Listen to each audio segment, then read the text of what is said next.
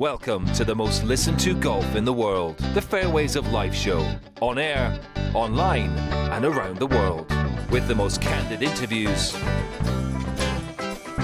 unforgettable stories, taking you beyond the ropes. Here's your host, New York Times best-selling author Matt Adams. As far as no round tomorrow, I mean, I definitely thought about it last night and this morning. With everyone saying how bad the weather's going to be, you know, you're like, all right, well, you got to have that mentality that today's the last day, and so try to go for broke. You know, with that said, that's very rare that we have 54 holes, so I wasn't banking on that, and I'm still not banking on it. Well, he can take it to the bank now. Just after 9 p.m. Eastern time last evening, it was officially decided. This is the statement from the PGA Tour Rules Committee, quoting, the storm affecting the Monterey Peninsula throughout the day Sunday is forecast to continue into the early hours of Monday with very strong winds, although conditions are forecast to improve throughout the morning Monday after consultation with Monterey County emergency authorities who have implemented a shelter-in-place order until early tomorrow morning for the greater Pebble Beach community. And out of an abundance of caution for the safety of all constituents, there will be no play on Monday. Therefore, in accordance with the PGA Tour regulations, the tournament results will be final through the conclusion of 54 holes. Close quote from the PGA Tour Rules Committee. So it is over. Welcome into the Fairways of Life show, one and all, on this Monday. Hope you guys are doing well. It was a week of record-setting scores, a 59 on LIV, a 60 on the PGA Tour. We want to get into what happened with both of those two rounds, and we will in greater detail in today's show, as well as catching you up on all the news that we have missed since we were last together, and there was a great deal of it. First of all, to that victory by Wyndham Clark. What he accomplished was his third victory on the PGA Tour and his 146th start. He did it at 30 years, 1 month, and 26 days. His other wins, of course, the 23 Wells Fargo Championship, the 2023 U.S. Open, and then what took place this past weekend. With the victory, he receives 700 FedEx Cup points. He moves to number 3 in FedEx Cup standings. He moves to number 6 in world rankings. That ties him with Victor Hovland for the most PGA Tour wins since last May with 3. And that third round, record-tying 60. We're going to get into the details of it. Officially, it is being recorded as the course record, but it was LIV Golf Place, so I have a little bit of an issue with it being the course record because of that condition. But nonetheless, that's officially what they are saying. We'll get into more details of the same about that. Now, to that 60, we have to start with what he accomplished. And bear in mind, he had plenty of opportunities to get it to 59 or even better. He missed 3 into the heart on his closing holes, but it was very, very impressive nonetheless. So after he finished, Wyndham Clark addressed the media, and his thoughts were as follows. Probably what was going on internally, to be honest. I mean, obviously I made a ton of putts, and I hadn't been in contention really since probably my U.S. Open win, and to kind of have those nerves, and then obviously you're also chasing a different kind of nerves of trying to shoot 59, and so I started feeling the nerves kind of on 10, and you know, and then making that bogey on 12, making that putt was huge, but to, you know, in my mind, I think in the past I would have kind of coasted in and shot a nice 8-9 under, and to keep the pedal down and to stay aggressive mentally, I think was the most impressive thing to myself.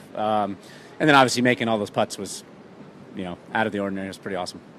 You know, honestly, I think anyone that has ever shot 59 or gets in that kind of zone, you don't really think about score. You just are so focused on the next shot.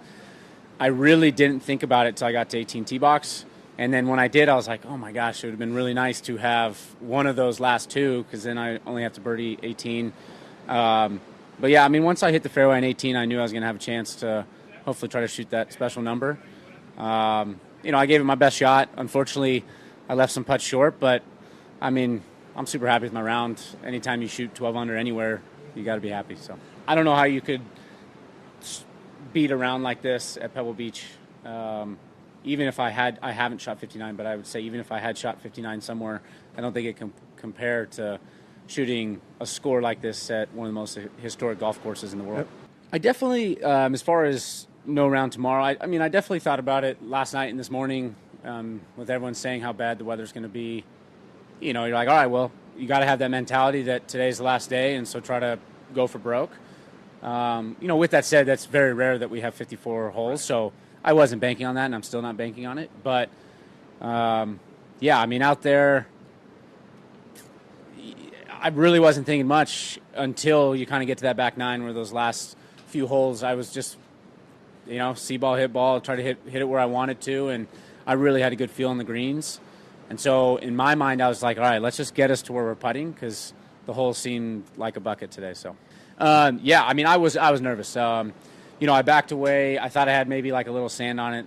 So I was like, all right, I'm going to make sure if I'm hitting this putt, I'm completely committed. So I started my process over. And, you know, I think if I hit it with correct speed, I still think I maybe missed just high, so I might have just misread it. But, yeah, I definitely had nerves. And like you said, I mean, if there is a chance that it is 54 holes, or obviously going into tomorrow, I still wanted the birdie. So I didn't want to be too aggressive and blow it by. So I wanted to secure the birdie as well.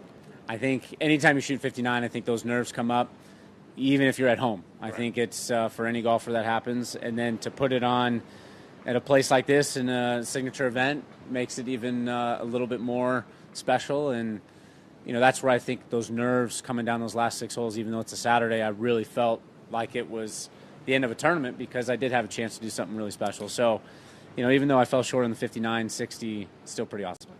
Yeah, I don't think I've had a better putting round. Okay. Yeah. No.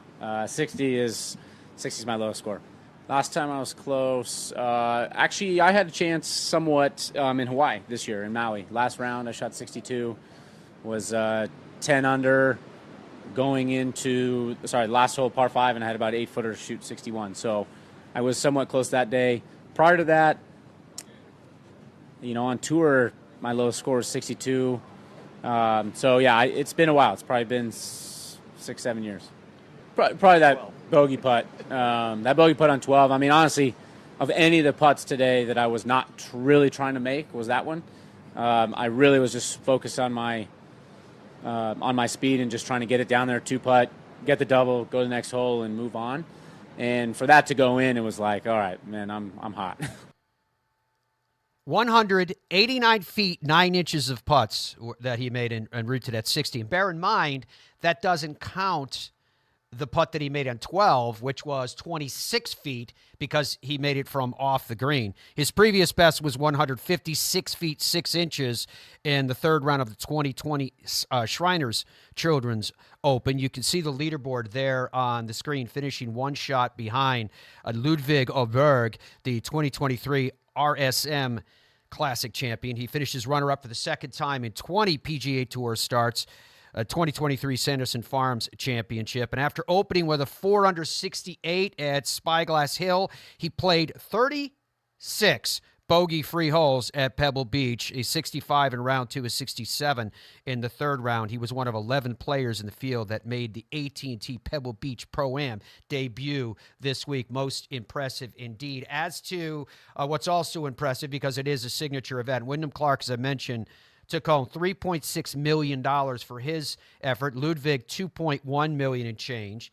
Matthew Pavone alone in third, $1.36 million. Tied for fourth, two players, Thomas Detry at $877,500 and Mark Hubbard, $877,500. Remember, Mark got into the event late. Very impressive indeed. Jason Day amongst those tied for sixth, $642,500 there. Remember, that's elevated FedEx Cup points along the way. As to what was going on out there at Pebble Beach, well, one of the great sources that we had for giving us all information on what was happening were the players themselves. And some of the best parts of this, Dom, is that, for example, Ben Griffin, Andrew Putnam, they're talking to their camera, and the weather was so bad, the wind was so strong, we can't even hear what they're saying. Here's Ben.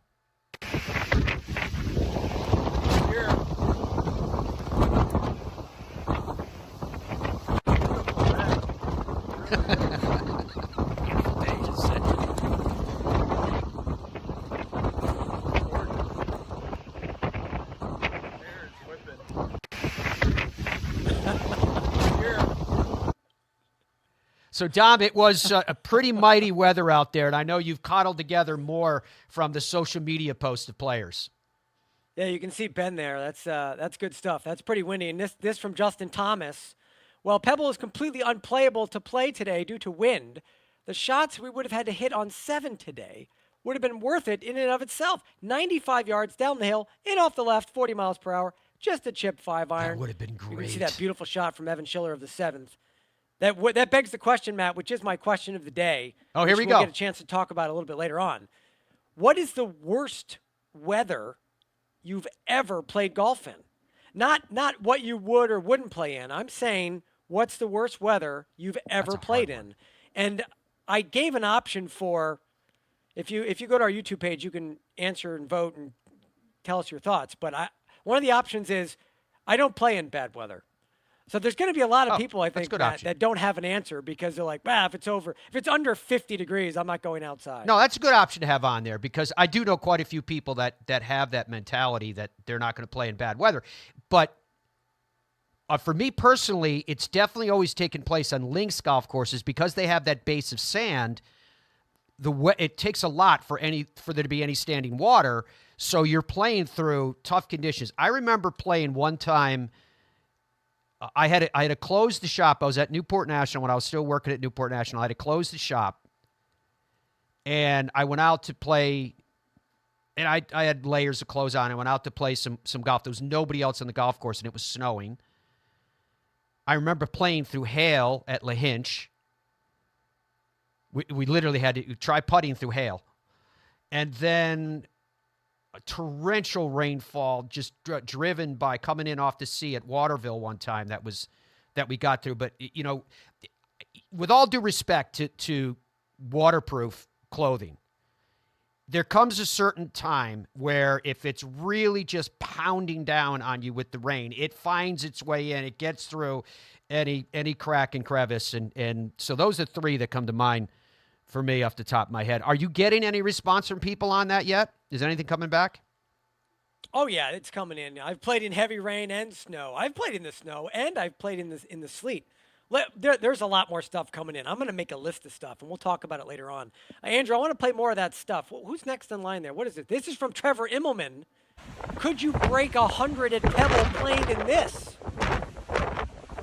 I think a lot of people wouldn't. Oh, I remember this one. This is the video. Regardless of weather conditions. This is the video that has like the lightning bolt from Zeus in it in just a second. Watch when he pans back to the sea.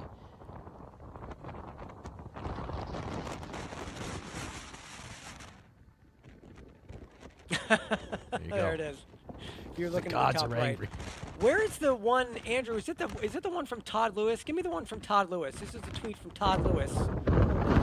Look at this was in the morning. Look at the wave coming in crash and just hammering oh man. That is wild right there. Absolutely wild. And then this coming in from Smiley Kaufman is a picture on Twitter. Oh, that's trees dangerous. Down everywhere in the Pebble Beach area. A tree fell in front of us while we were driving earlier today.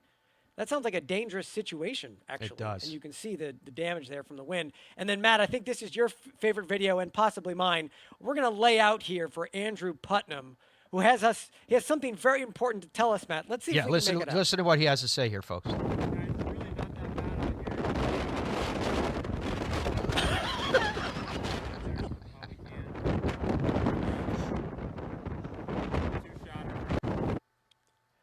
So that was, thank you for that, Andrew. Yes, thank you for that update. report. I heard on the none scene from of Andrew that. Putnam. I heard none of that. No, we're having some fun with it, but our thoughts are with everybody that's in the pathway of this storm because it was very, very strong storms. In fact, there were storms that were affecting much of the country. I was doing live coverage of the AT&T Pebble Beach Pro-Am this week for PGA Tour Live. I thought it was great. It was a lot of fun. Yes, it was lift, clean in place. So scoring was very, very good. But anytime you have an event at Pebble Beach, it is special, and it was special. So sorry that they couldn't get in the last round. But the event also has a pretty good history of some pretty severe weather, and this was as severe as any that they have gotten. Still coming up in the Fairways of Life show today. When we come back, It was the opening event for LIV Golf at Mayakoba. It was beautiful weather down there, and some very impressive scoring took place as well. Plus, it was the debut for Jon Rahm, individually and for his Legion 13 team. What happened there? It is all coming up, presented by the PGA Tour Superstore, the #1 golf retailer from coast to coast. Why? Because of their people, first and foremost, in my mind. Sure, it's those big, beautiful stores, but their people are true experts, true professionals. Shop with the pros at your happy place. Relax. Easy now. Find your happy place. It's all in the hips. Just tap it in. Yes! Find the latest clubs and apparel at Golf's happy place, the PGA Tour Superstore. In Ireland, golf is more than just a game. Come and experience our world-famous links courses and our world-famous Parkland courses, all set alongside world-famous scenery. And visit our world-famous historic sites. And while you're here, enjoy our world-famous hospitality. Fill your heart with Ireland at ireland.com/golf. It screams. It tracks. It's soft. It reacts. It is the Bridgestone Tour B with a game-changing reactive cover designed to spring faster off your driver and stick longer to your wedges. Try Bridgestone's Tour Bs, the Tour Ball reinvented. The Gen 6 iron is a culmination of everything that we have learned as a team, the absolute best golf club I've ever hit. It's something special. Say hello to the new PXG Gen 6 iron. The longest, most accurate irons we've ever made. They go higher and farther than any iron that I have hit to date, and they're so easy to hit. Super excited for the consumer to try this. They're gonna love them. PXG, nobody makes golf clubs the way we do, period. Baseball? Nah. Football? Done it. I think I'm gonna go after the PGA Tour. Bo, you're gonna need the right equipment company. I think I got that. You know, Tour Edge backs all their clubs with a lifetime warranty. I know. They ship all their premium custom clubs in 48 hours. I know. All their premium clubs are hand-built in the USA. I know. You know, Tour Edge has won 35 times out here. Guys, I know. Pound for pound, nothing comes close. Boyne Golf provides the ultimate world-class golf destination with 10 championship-caliber courses spanning 3 resorts. Centered in Michigan's northern Lower Peninsula, the courses are the products of some of the game's masters, including Robert Trent Jones Sr., Arthur Hills, and Donald Ross. From the all-inclusive vacation packages, elite instruction with the Boyne Golf Academy, tournaments, and so much more, Boyne Golf truly offers an unrivaled Michigan golf vacation experience. Just log on to BoyneGolf.com.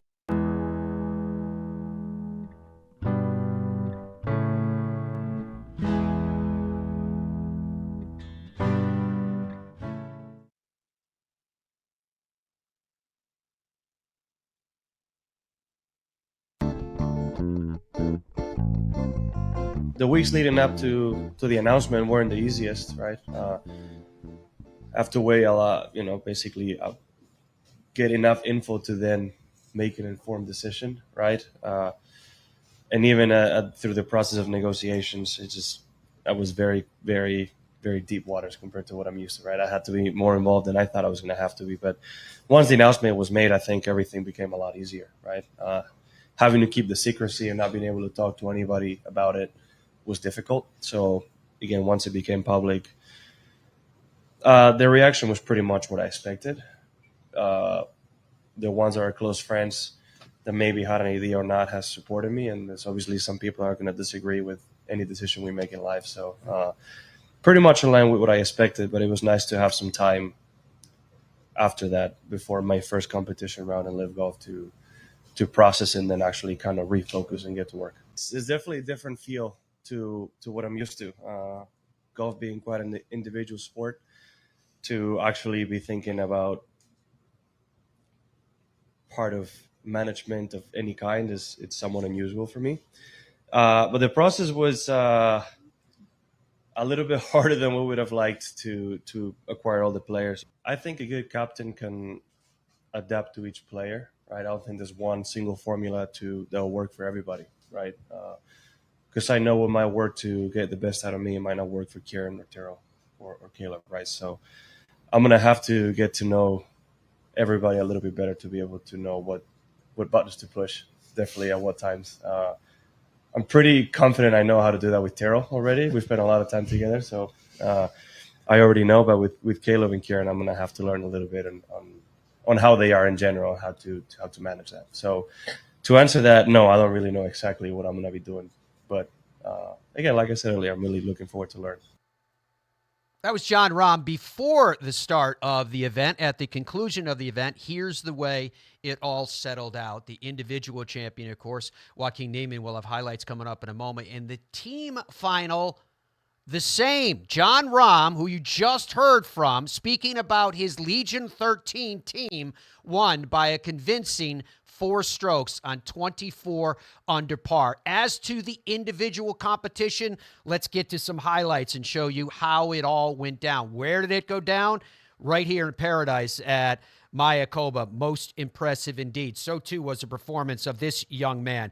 Caleb Surratt, only 19. He overcame a triple bogey by making birdies on his final 5 holes. He secured the team win for Jon Rahm's Legion 13, and along the way, that team win, he also had a tie for 13th. The young golfer just moved out of his dorm 10 days ago. He's made over $1 million. That's Terrell Hatton for 7 under 64 for him to support Legion 13's efforts. What about Captain Jon Rahm? Well, he was in the mix in his efforts to win upon his individual debut too, but bogeys on his last 2 holes did him in. That was a birdie at the 15th. Joaquin Niemann, he opened with that 59, the second lowest score in LIV's history, was assessed a 2-stroke penalty after an incorrect drop in the second round, but he did enough in the final round to overcome, earning his way into a playoff. This was an opportunity to win outright at 18. That playoff ended up going 4 holes. Sergio Garcia would end up, it was in darkness by the time. The only thing that was lit up was by the Jumbotron. He hit a bad shot, out of trouble, and Joaquin had a birdie opportunity to finish it and to be done with this. Little doubt about this one. Splits the hole in 2, and he secures his victory. And with that victory for Joaquin Niemann, finishing on 12 under par, 2 shots clear again of Jon Rahm and Dean Burmester, who both finished at 10 under. Joaquin spoke about it afterwards in terms of what this meant and what else he'd like to be doing. A lot of different days. Obviously, the first day was coming with expectations. I was playing good. First tournament of the LIV season, and yeah, I was expecting a lot from myself, and I was able to manage myself through the golf course really well, and ended up shooting 59, which it was, I mean, I think it's a dream be under 60. It was close for the 54, but not quite. And then Saturday this was a really tricky day. The wind got up. Obviously, I was on the lead by a few strokes, and yeah, I mean, I think it was a little bit harder to play well after that round, and then the wind getting up. And yeah, and then Saturday was still a pretty good day, a good test for what was coming on Sunday. And then Sunday started a little bit different. I got 2-shot penalty on Sunday morning, which it was a little bit hard to swallow at the beginning, but then I knew that I had to change the situation and not let the situation beat me. And yeah, I mean, I think it gave me more energy to go out and fight, and prove myself that, I mean, it's not gonna bother me. So I'm pretty happy that the day ended up this way, especially how the morning started. So I think dinner is gonna taste a little bit better than breakfast. It wouldn't be nice to feel a little bit alone here. It's always fun to have the 3 other have Mito, Sebastian, and Carlos on my side here, especially on interviews. I think make it a little more fun. And yeah, it would have been nice being with them on throwing us champagne. But yeah, I mean, I think it's still good. We still have a good finish. We were kind of outside the top 6 during the day, and they start making some birdies, and we ended up on the top 3. So yeah, I mean, obviously it's a little bit harder with the format being the 4 scorecards. We gotta play the 4 of us really good golf, and yeah, I mean, still a good finish for the team. I think we got a lot more to prove during the season, and it's nice to take that first win for individual as a team. Yeah, I believe so. I think I have a different mindset for this year. I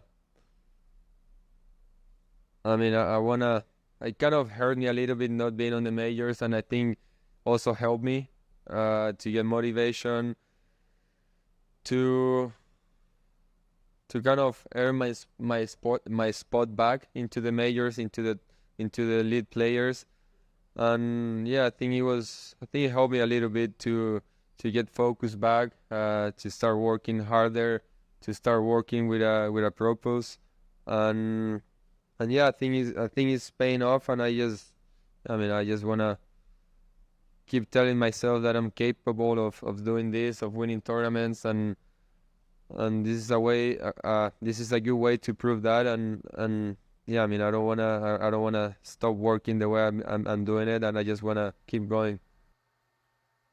Joaquin Niemann, first individual victory on LIV Golf. He has 2 PGA Tour wins to his credit. He's also won on the DP World Tour. Overall, he has won 11 times amongst the professional ranks. He was a member of the 2019 International President's Cup team. So for Legion 13, after they won the team competition, there was the opportunity for Jon Rahm and more to reflect on what his team did. Feels great. It's very nice, in a day in which in any normal tournament I would have probably been upset at my finish, to actually have something to celebrate. Is one of the big reasons why I decided to transition, to share the stage with those 3 guys, to share the golf course with all the other teams, and compete for something else is what it's all about. And it means a lot. It's really fun to be out there on the golf course and see the team doing well, right? First time I was able to see any scores was on 12, and by that point, Turo was already 7 under, and the other guys were also doing great work. So we had a comfortable lead, and that also motivated me to play a little bit better, right? So you can definitely use all the variables going on to your advantage. So it was definitely a lot of fun. Proud of these guys, honestly, how they battled. We all come out here as pretty much as rookies. I know Kieran played 1 or 2 rounds for Team Smash last year, and he knew a little bit of what to expect, but 3 of us didn't. And for us to do what we did and perform and get the win, I'm glad that we proved it to ourselves and everybody that we're a team to I can't think of it. Team to reckon with. Yeah, definitely. It was motivating to go out there and know that you're playing for 3 other guys today. Fortunately for me, I got off to a nice start, and it was nice to actually see some putts go in compared to the previous round. So, yeah, very happy with how I played, and the fact that we've won in our first week out together is great, and obviously looking forward to the rest of the year now. I'm the opposite to Kieran. I look at every leaderboard I can. I like to know where I stand. I like to know the score. And there's always information on the leaderboard that can motivate me. Unfortunately, I never saw the team score until 12. That was the first time I saw it, and it was a glad surprise, to be honest, right? Because at that point, I was still, I was even par struggling throughout the day. And kind of like I said earlier, seeing that, I think at that point we were 21 under, it was a very motivating factor. So it kind of helped me make a clutch 4-footer to then go on that birdie streak I went on. So, but yeah, I try to look as much as I can. It just didn't happen. I said to the lads at the back, like, just don't spray it in each other's face. Don't do it. And he sprayed it in my face, don't worry. I'd already got my champagne ready, and I was just stood there, and the cork went off. So I had to get another one. and then I couldn't undo it. So I'm just stood there at the back. Everyone's like sprayed their champagne. So I was looking like an idiot at the back, and then eventually I did get it off and just sprayed everyone in the face anyway. It always happens to somebody, Terrell. Yeah. It was great. It was great. I had to be careful because Caleb was right next to me, right? So I didn't want to overdo it with him. But yeah, after I got Terrell, while he was trying to uncork his, and I believe I got Kieran on the face. I think I did a good number on Caleb. I was very conscious not to like do it towards his face or mouth because he's never drank before. So I'm really trying not to. But I think some of the splash must have probably got his first taste of alcohol, which maybe if there's a reason to do it, a team win is definitely a good one. Well, it's hard to know what to expect, right? I think we all had probably our certain reserves for the week, right? It's different to any competition we've been in before, and there's a lot to adapt to, right? And I think you have to get through that to then think about winning. But clearly, I don't think these three guys had the best stuff the first 2 days, but they showed it today, right? So with the fact that we were in contention, I knew today was definitely a day where we could get it done. I don't know. No, I wouldn't say we're ahead of schedule. I mean, the goal is to win, right? I'd like to thank everybody in this podium, in this interview right now, when anytime they tee it up, they want to win, and that's the whole point of being here. And kind of like what Caleb said, there's the whole point of the logo and the whole point of the name behind it. So I would say we're right on schedule. Hopefully we can keep doing it. Well, I mean, I didn't know what to expect. So for all of us, these are new experiences. So, but I really enjoyed the week, and winning as a team is good fun, and hopefully we can keep that going. All right, so congratulations to Jon Rahm's Legion 13, alongside of Terrell Hatton and Kieran Vincent and Caleb Surratt. I don't think I've ever heard a discussion in which players, captains, it was more than just Jon Rahm. They were talking about their champagne strategy, and then they have to be careful with Caleb. He's 19. And then Andrew was complaining about the guys at the podium with the shorts on. He thinks they should be behind like a formal table doing the interviews, but I don't mind the shorts. Maybe that's a question of the day one day, Dom. If you guys want to weigh in on our question of the day today, log on to the Fairways of Life YouTube channel. And it's not a multiple choice. This is one where you write in your answer because, Dom, you give the official question. How did you exactly phrase it? I exactly phrased it. What's the worst weather you've ever played golf in? The absolute worst weather you've ever. And there's a lot of stuff coming in, but I'm saving it. I want you to keep writing in. Well, in the last segment, I'm going to read a big pile of them.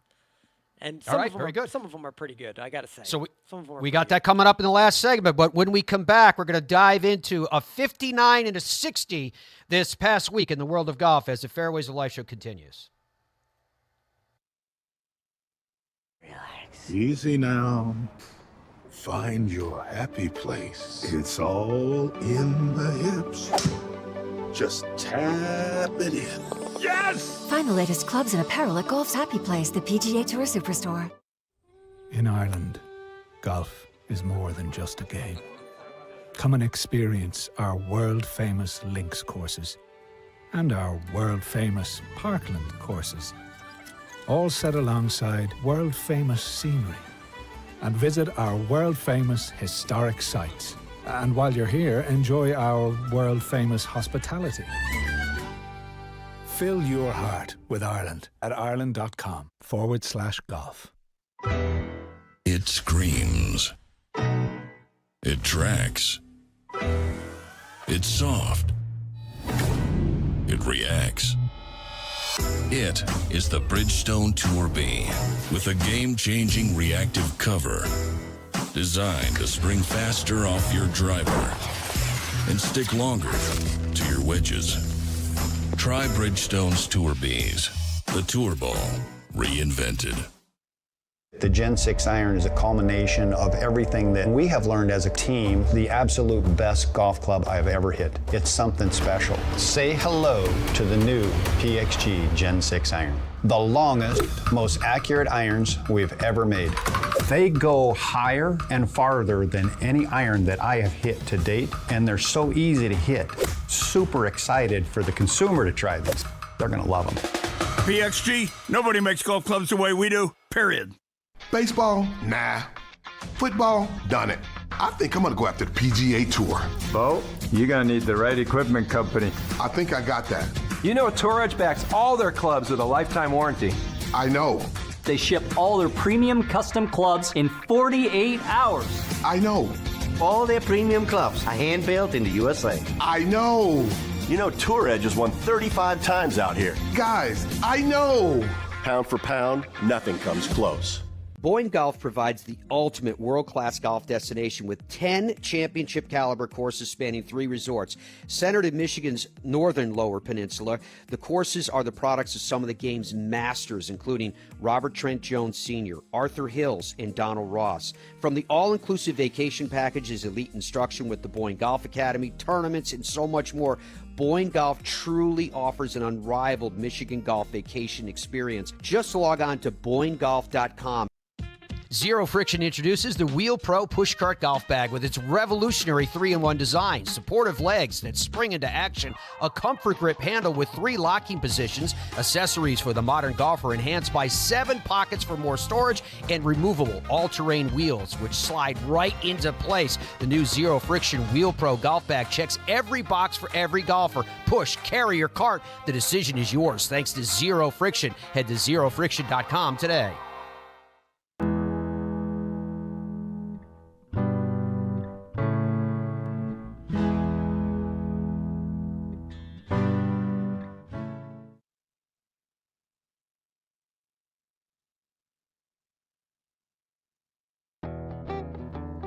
Welcome back to the Fairways of Life show. Historic rounds this past week. This was Friday, the par 4 11th.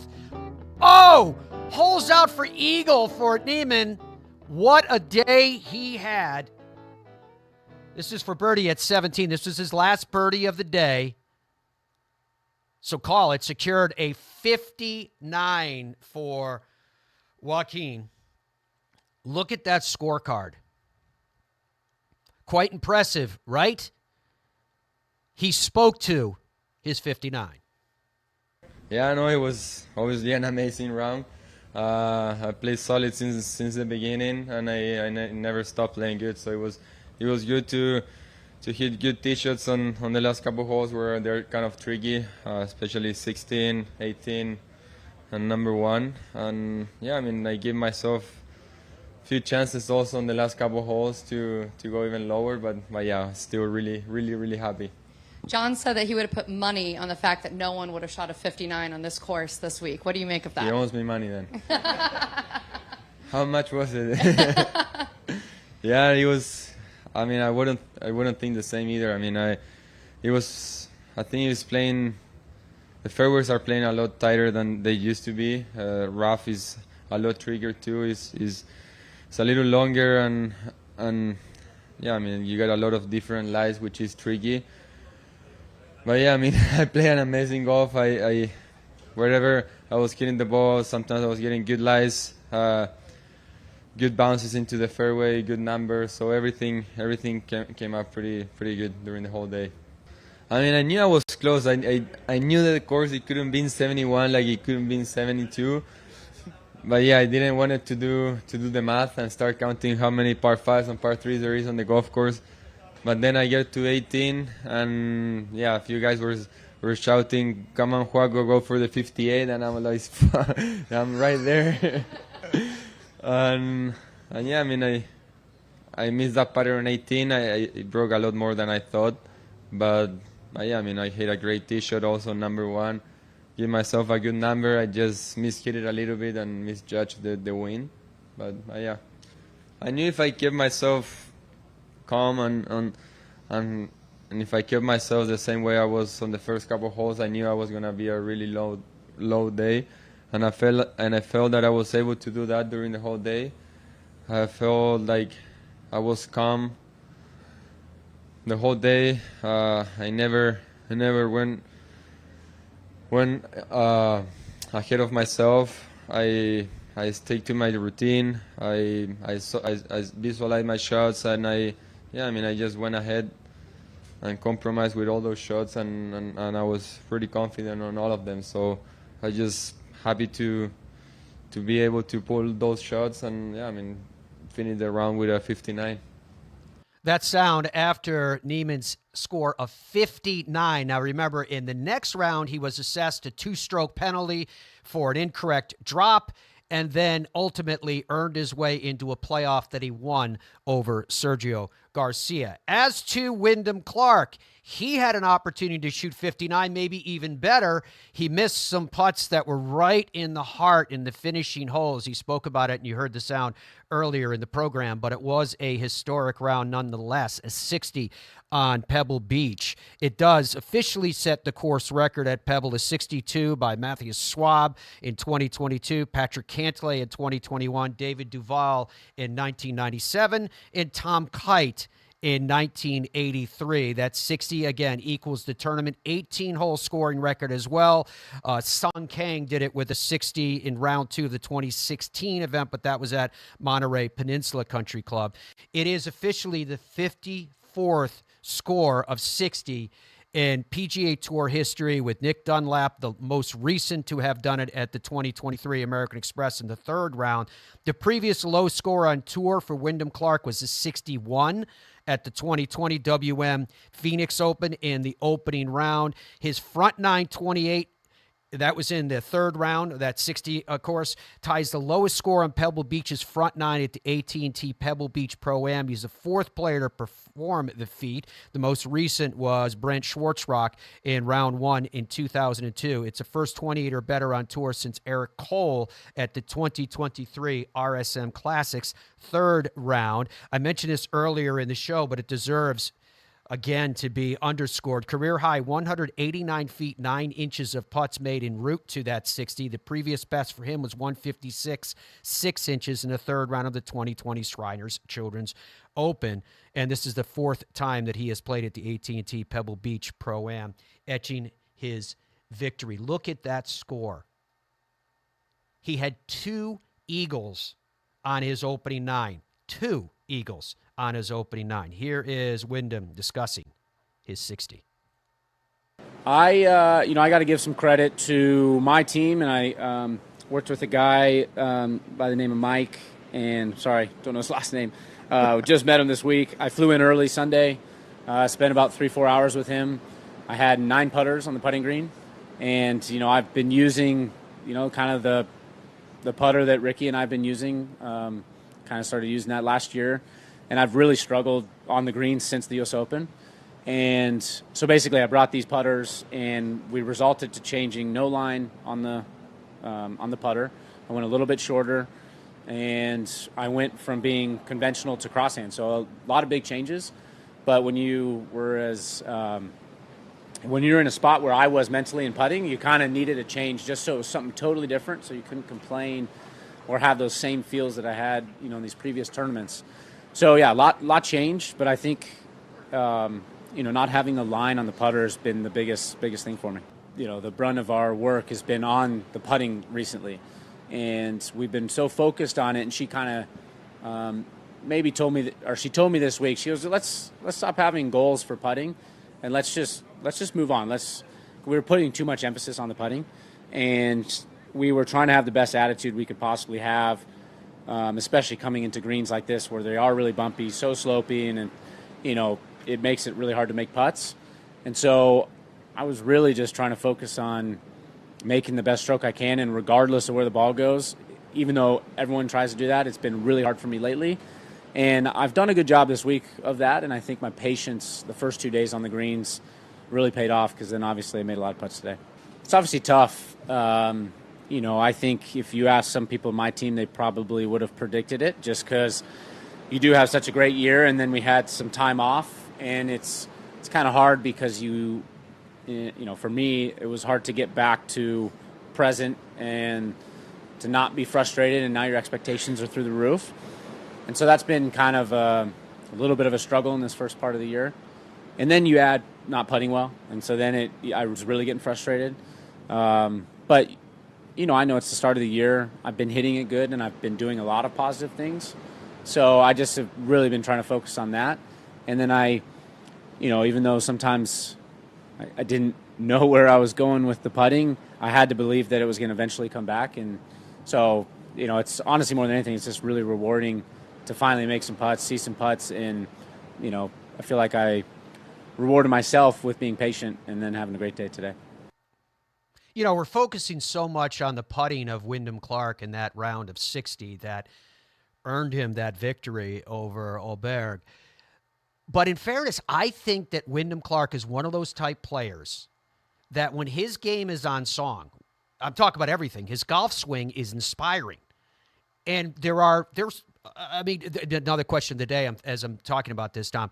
But when you think about, the Sam Sneads to many people, Freddie Couples, et cetera, those swings that are kind of all-time inspiring golf swings, and there's many more than those that I mentioned. I think Wyndham Clark has one of those golf swings that looks that good. Here are some of his third-round stats that are most impressive. Strokes gained approach to green. He gained 3 strokes in the average of the field. Strokes gained putting, obviously, 5.2. Look at that. Obviously first. Strokes gained total, 9.075. Very impressive. Driving distance, 308.7. It's always been a weapon of his. Greens in regulation, almost 90%. Putts per green, 1.38.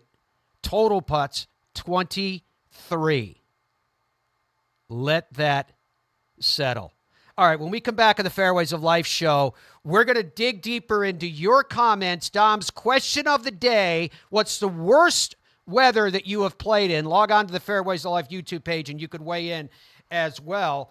Plus, we have more to go through. News that we have missed since the last time we were together. Rory and Jordan had a bit of a spieth. Unfortunately, the great actor Carl Weathers, who is featured in the PGA Tour Superstore commercials because he was reprising his role from Happy Gilmore. Unfortunately, he has passed away. SSG's investment in the PGA Tour. What does it all mean? Father Time finally caught up with Bernhard Langer and shivved him in the Achilles.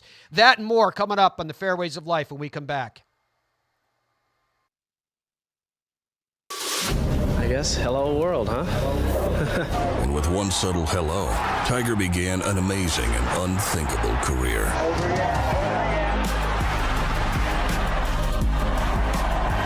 I've done it for 20 years now with Bridgestone. It allows me to play an aggressive style around the greens, and it's allowed me to win a lot of tournaments.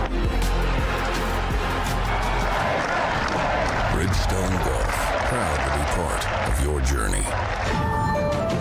Boyne Golf provides the ultimate world-class golf destination with 10 championship-caliber courses spanning 3 resorts. Centered in Michigan's northern Lower Peninsula, the courses are the products of some of the game's masters, including Robert Trent Jones Sr., Arthur Hills, and Donald Ross. From the all-inclusive vacation packages, elite instruction with the Boyne Golf Academy, tournaments, and so much more, Boyne Golf truly offers an unrivaled Michigan golf vacation experience. Just log on to BoyneGolf.com. I think when you're training for other sports, or why most people go to the gym is so that they can have muscles and be strong and be healthy. And a lot of the reason why they struggle to play golf is their body doesn't move properly for them to be able to hit a golf ball. And when you're training for golf, it's a little bit different because you're focused more on flexibility and mobility and being strong in motion. When you're able to kind of have a warm up and have a workout routine and kind of gradually build up to where you're training your body to move properly, yeah, you're going to get a lot of big dividends on the golf course. Easy now. Find your happy place. It's all in the hips. Just tap it in. Yes! Find the latest clubs and apparel at Golf's Happy Place, the PGA Tour Superstore.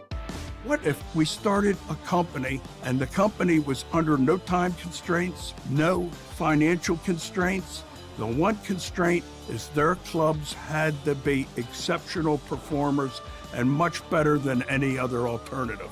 I was told time and again it'll never work. It worked like a house of fire. And I'll tell you what, I think our customers love it.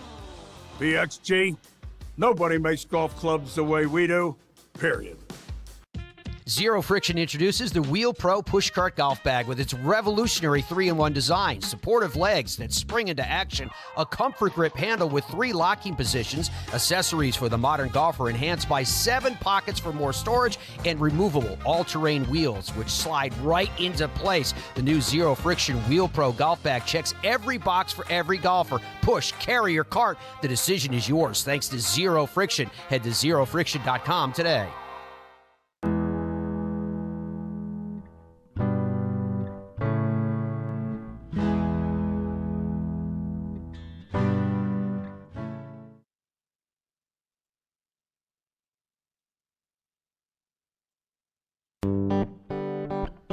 Welcome back to the Fairways of Life show. So Bernhard Langer recently announced that this year's Masters would be his last. Unfortunately, fate had other ideas. He announced on Friday, I'm going to read you his official statement that he sent out, quoting, "Yesterday, during training exercises in Boca Raton, I tore my Achilles tendon. I will have surgery today to repair the injury, which will cause me to miss time playing competitive golf as I recover. Throughout my career, my faith and family have been my bedrocks, providing me strength and guiding me through difficult times. I will lean on both as I work towards a return to competition," close quote to that. And I was thinking to myself, isn't it ironic that the guy that Father Time could never run down literally is taken out by an Achilles injury, which is literally named after the legend, the connection. Obviously, we wish Bernhard the very best, and when he's feeling a little bit better, we'll have him on the program to update on how he's doing, what's going on, and what his thoughts are, where he goes from here, et cetera, et cetera. His story is pretty amazing. I remember asking him one time, when he decided to turn to golf as a profession, when he decided to become a touring professional, how did he do that in Germany? And he told me that he had to meet with, they had advisors for young people about what career you wanted to go into. And he said, well, I want to be a touring professional. And he said the guy sat there with the book and was going, couldn't find it. Didn't even exist at the time that you're talking about a Germany that was still rebuilding from the ravages of the Second World War. And he announces that he wants to become a tour professional. It was absolutely remarkable. Then he shared another tidbit that at the time I didn't know how many people were even aware of. I was unaware of that when he was in the Army, he actually broke his back from overtraining. Just incredible stuff. So we'll have him on at some point to get a little bit deeper. As to that spat between Rory and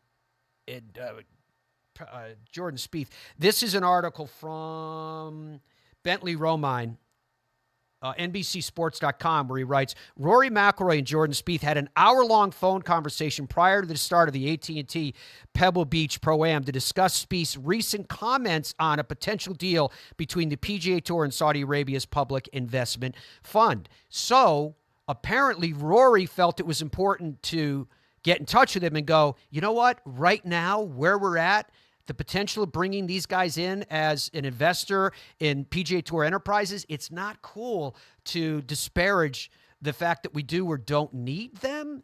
That was the dividing line. We'll talk about that in some detail tomorrow. We're going to have an expert on the show to talk about what this means, not only for golf, but for sports at large. Our question of the day today was, what's the worst weather that you have played in? Dom, what are you hearing before we wrap up? We only have a couple minutes left. I'm going to try and read as many of these as I can.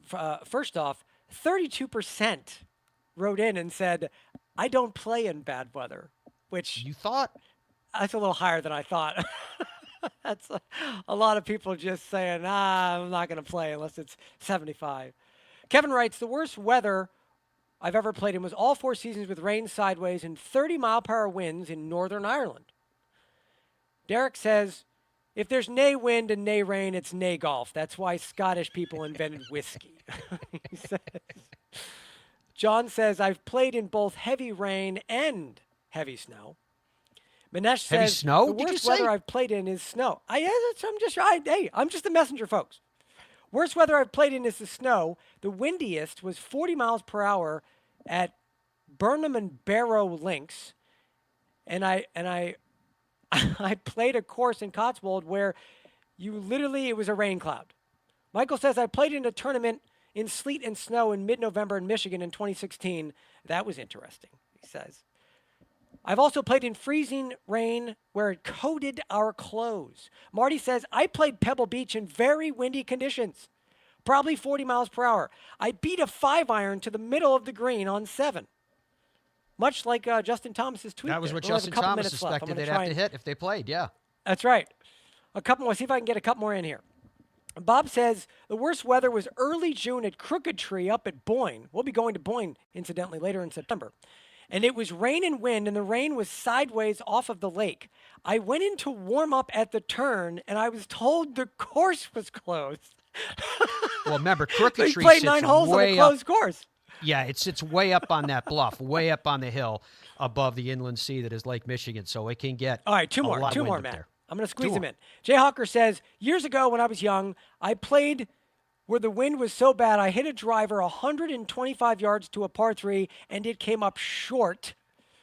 Cam says, I played in, this is bad, this is international. I played golf in 90-kilometer winds. I don't know what that is in miles per hour. I'm very bad at this. In Cape Breton and Cabot Cliffs in November, a hailstorm came through and ruined all the greens with golf ball-sized hail, and we had to end our round early. And then 32% of you were like, it's not 80 degrees. I don't want to play. I do remember one time playing. It was Fahrenheit. It was 26 degrees. We were at Myrtle Beach. It was a bunch of buddies. We were out playing, and I remember showing up, and we come to the first tee, and a whole bunch of the guys were like, "I'm only wearing shorts this week," and the starter was like, "You guys must be from New England." 26 degrees. Thank you so much for your company today, folks. Big show tomorrow. As I mentioned, we're going to have an expert on breaking down the XSSG investment in the PGA Tour. See ya.